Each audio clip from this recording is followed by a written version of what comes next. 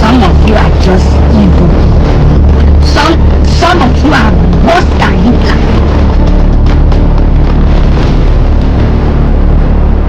Hey, God have mercy upon us.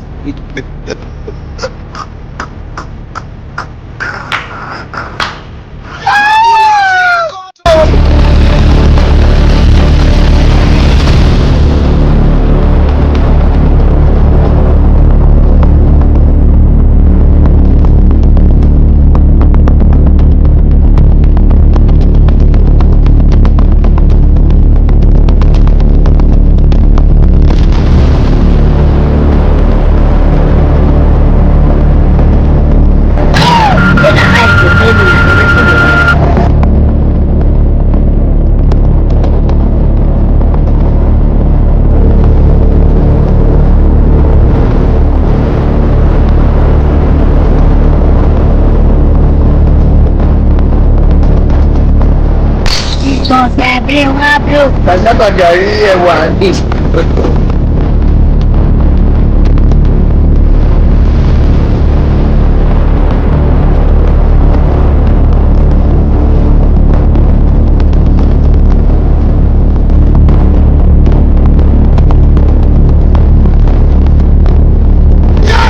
Una mind no go touch ground. Una mind no go touch ground.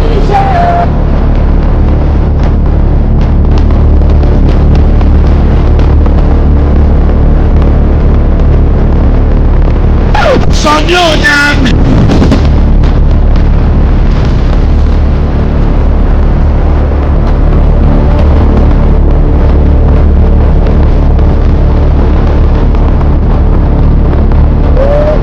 You need let's stay.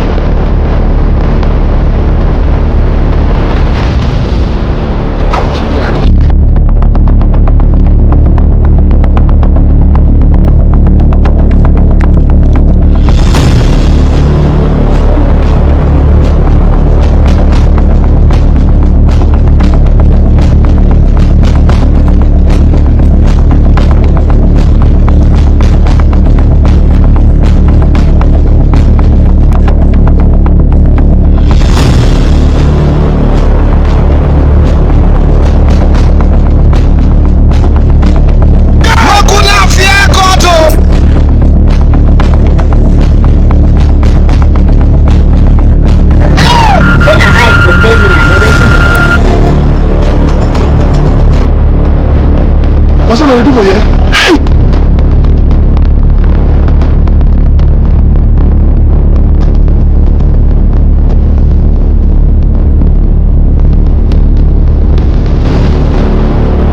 Some of you are just evil.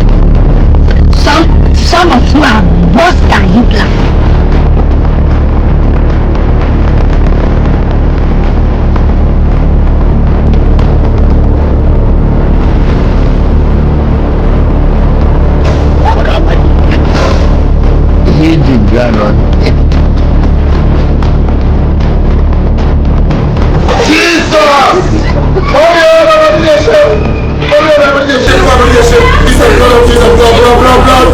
Who do me like this? Who do me like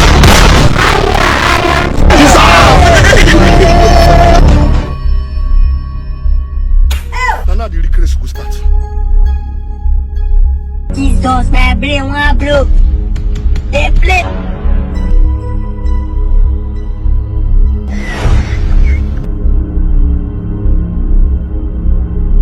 This work where you dey do now, your mama no say you dey do am. No be juju be that. 70 years old man. Hey, wait. Is that you? What is your Say name? why? What is your name? Hello, Jackie.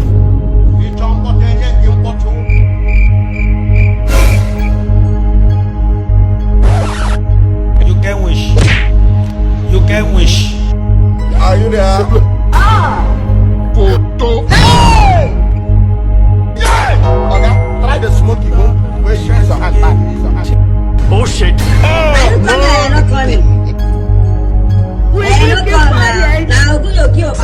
have it. Let's have it. What be this? Let's have What be it. this? Come on, baby, let's have it. Okay. It is smoky Igbo. It is taking their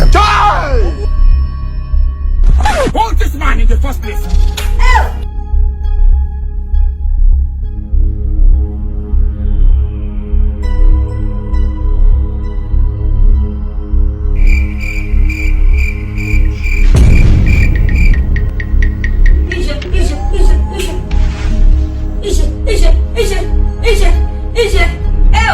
It was at this moment that he knew he fucked up.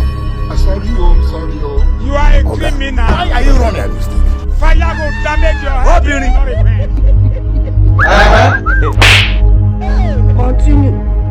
Fire will damage your ass forever. Here is God.